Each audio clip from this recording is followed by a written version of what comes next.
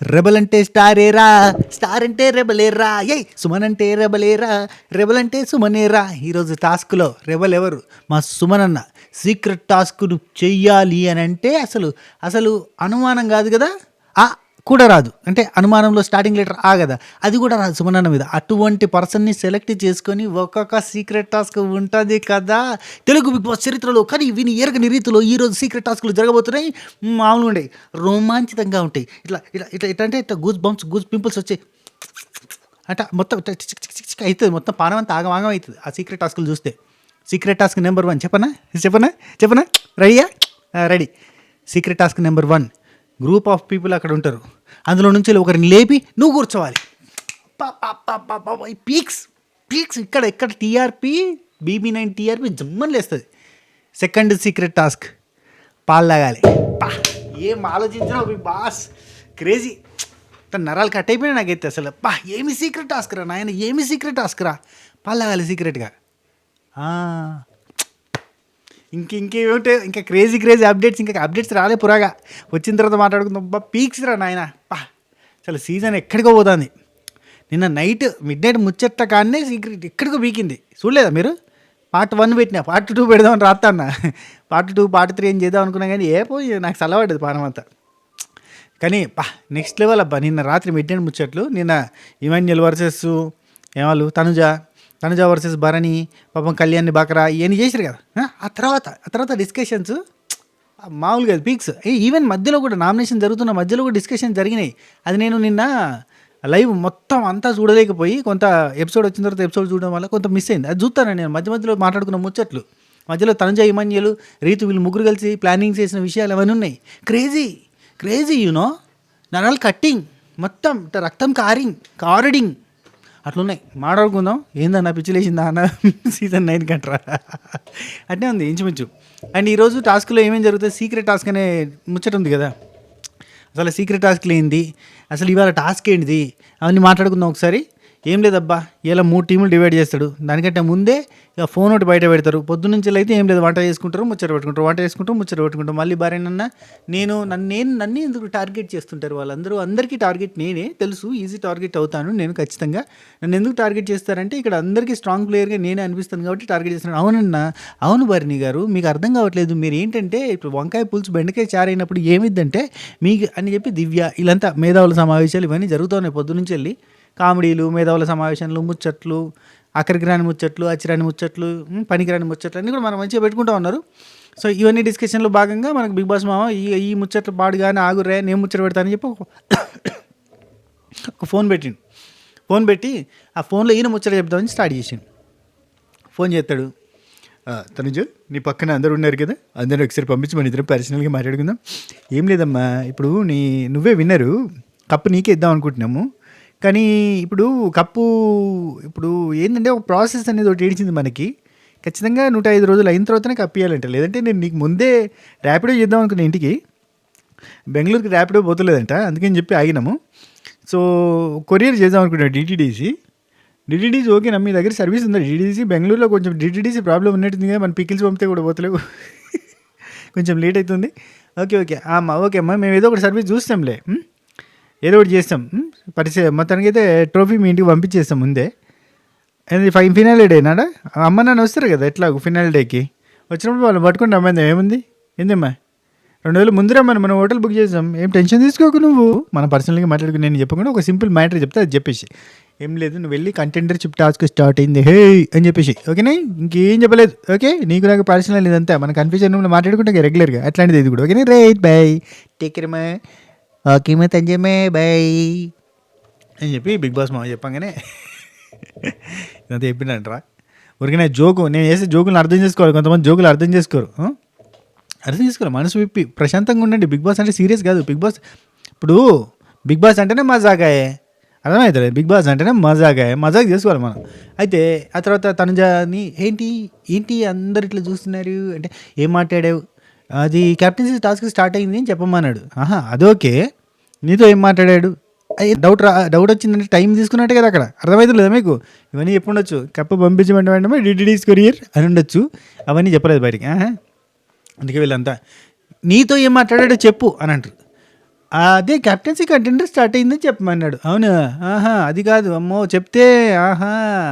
నాకు అర్థమైంది. Secret task అని రీతు అంటాంది. మిగతా వాళ్ళంతా చెప్పొద్దని చెప్పాడా? ఓకే. ఓకే. ఓకే. నాకు అర్థమైంది. ఓకే. నువ్వు చెప్తే ఇలా అడిగితే మేము కెప్టెన్సీ కంటెండర్లు కామా అని చెప్పి 100 క్వెషన్లు, 100 అనుమానాలు. ఇయన్నీ అనుమానాలు ఆమె కన్ఫ్యూజన్ రూమ్‌కి పోయి 40, 45 నిమిషాలు ఉన్నప్పుడు రాలేదా మీకు?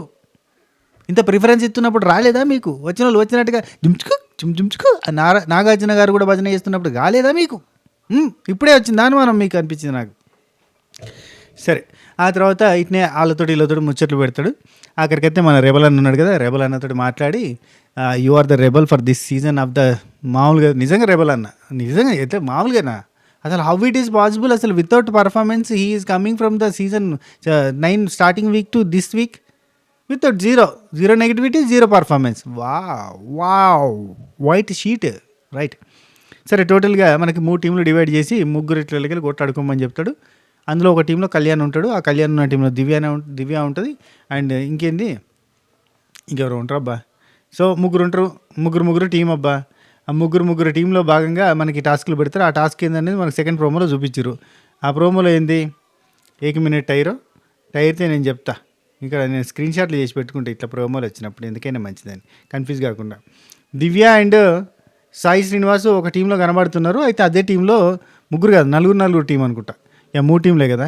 సో నలుగురు team. Divya and Sai Srinivas ఉన్న దాంట్లోనే కళ్యాణ్ కూడా ఉంటాడు, ఇంకొక పర్సన్ ఉంటారు. అండ్ రాము అండ్ మన ఆసామి ఎవరిల్లు మన ఇమాన్యులు, తనుజ, వీళ్ళంతా ఒక టీం. ఆ తర్వాత మన నిఖిలు, డిమాన్ పవన్, రీతు అండ్ బర్నీ అన్న వీళ్ళంతా ఒక టీం. సో ఈ blue team, orange team, pink team, 3 టీములు 3 డ్రెస్సులు కలర్ ఉన్నాయి కదా. సో వీళ్ళంతా ఏం చేయాలంటే సీసా బ్యాలెన్స్ ఉంది కదా, సీసా బ్యాలెన్స్ అంటే ఏం లేదు, అటు ఇటు ఊగేది బ్యాలెన్స్. పార్కులలో ఉంటుంది కదా మన చిన్నప్పుడు ఆడుకునేది. సో అది పెట్టిరు. ఒక సైడ్ మోగాలతో పెట్టి, ఇంకో సైడు అసలు సుమనన్నకి ఇటువంటి టాస్క్లు ఇస్తే ఎట్లుంటుంది, ఇయర్ కదా. సరే, అయితే మోకాలతోటి బ్యాలెన్స్ చేసుకుంటూ ఆపోజిట్ సైడ్ ఏం చేయాలి అంటే చెక్క డంబెల్స్ ఉన్నాయి, ఆ డంబెల్స్ని పెట్టాలి. ఒక చెక్క కర్ర ఉన్న తెడ్డు లెక్క ఆ తెడ్డు పట్టుకొని వీటిని తీసుకొని డంబెల్స్ లాంటివి అవి టవర్ లెక్క కట్టాలి. ఈ టవర్ని కట్టడంలో యాజ్ యూజువల్గా మనకి ఏం జరుగుతుంది, హైట్కి కట్టాలి. ఇందులో భాగంగా మరి ఇక్కడ చాలా చాకచక్యంగా మనం చూస్తుంటే 3వది పెడుతున్నప్పటికీ పక్కనున్న దివ్యాది ఒకటి కూడా కాలేదు బ్యాలెన్సు.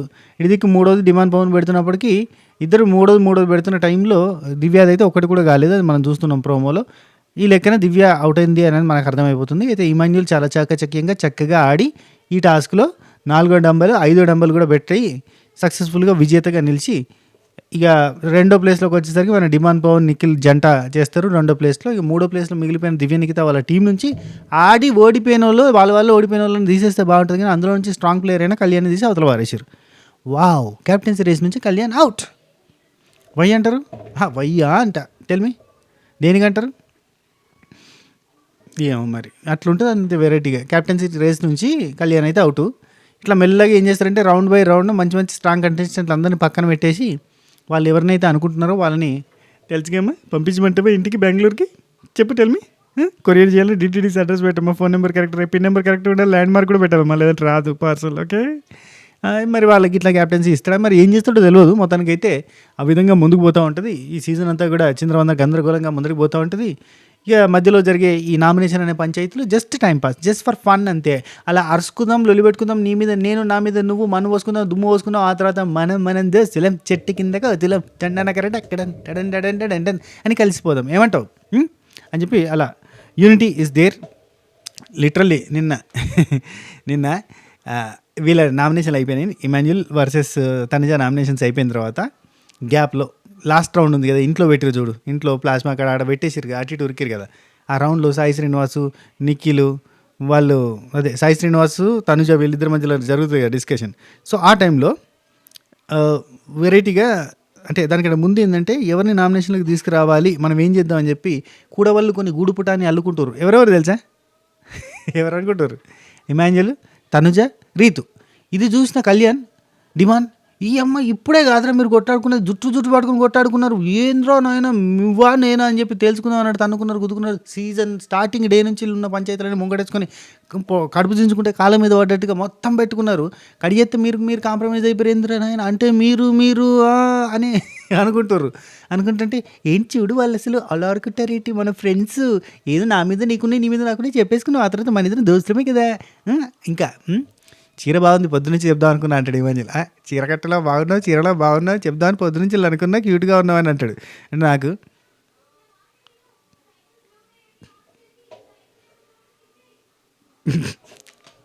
దీనిక నేను నరాలు కట్ అయిపోయేలాగా నిలబడి అసలు ఇమాన్యుల్ చెప్పిన పాయింట్ కరెక్టో, ఇమాన్యుల్ తోపో, దమ్ముంటే ఆపో, తన జాకి రప్ప రప్ప ఇచ్చేసిండు ఇమ్ము అని అన్న ఫీలింగ్ వచ్చింది. రైట్. ఇక ఏంది ఒక నిమిషం ఒకరి చీరలో క్యూట్గా ఉన్నావా అని పొద్దున్నుంచి చెప్దాం అని అనుకున్నా. అంటే అందుకే నా పెళ్ళికూతురులా ఉన్నావు, పెళ్ళికూతురులో కూర్చున్నావు బెడ్రూమ్లో, బెడ్ మీద అక్కడ అని అన్నావు అన్నట్టుగా ఈ డిస్కషన్ జరుగుతుంది వాళ్ళిద్దరి మధ్యలో. అది చూసి ఇంకో పాయింట్ కూడా, పిల్లి కొట్టుకుంటుంటే కోతొచ్చి కొబ్బరి చిప్ప ఎత్తుకుపోయినట్టుగా అండ్ కోతొచ్చి రొట్టెముక్క ఎత్తుకుపోయినట్టుగా స్టోరీ ఉంటగా చెప్తాడు. ఎగ్జాంపుల్ చేసి పిల్లి కొట్టాడుకుంటే కోతొచ్చి పట్టుకుపోయినట్టుగా ఉంది. ఏది నువ్వు నేను కొట్టాడుకుంటే కళ్యాణ్ గారు నామినేట్ అవ్వడం అనే సెన్స్లో మాట్లాడుకుంటారు. వావ్, అద్భుతం. ఎవరు నామినేట్ చేయాలి, ఎవరి డాల్ తీసుకుని ఆగుదాం, నువ్వు ఆగుతావా నేను ఆగుతాను, నువ్వెవరు తీసుకుంటావు నేనెవరు తీసుకుంటావు, ఇంకొకరు తీసుకుంటావు అని ముచ్చట పెట్టుకుంటారు. సంతోషం సగం బలం హాయిగా నవ్వమ్మా. ఇది మ్యాటర్ అనమాట. ఈ వీడియో మీకు నచ్చిందా? నవ్వుకున్నారా? నిజంగా హార్ట్ఫుల్గా మీరు నవ్వుకున్నట్టయితే ఒక్క సందర్భంలోనైనా నిజంగా మీకు నవ్వొస్తే గనక మీరేం చేయాలంటే సింపుల్గా ఆ కిందున్న లైక్ బటన్ ఉంది, లైక్ బటన్ని మీరు ఒక్కసారి టచ్ చేయాలి అంతే. రెండోసారి టచ్ చేద్దామని చూస్తే నిజంగా చెప్తున్నా అది చాలా తప్పు పద్ధతి. ఇప్పుడు అలా చిన్నపిల్లవాడు వీడియో చూసిన వెంటనే లైక్ కొట్టి సబ్స్క్రైబ్ చేశాడు. దాంతో ఆ పిల్లవాడికి పట్టలేని సంతోషం వచ్చింది. కాబట్టి మీరు కూడా ఆ పిల్లవాడి లాగానే లైక్ కొట్టి సబ్స్క్రైబ్ చేస్తే పట్టలేని సంతోషం వస్తుంది. ఉంటాను. బాయ్. చెంపకైర్.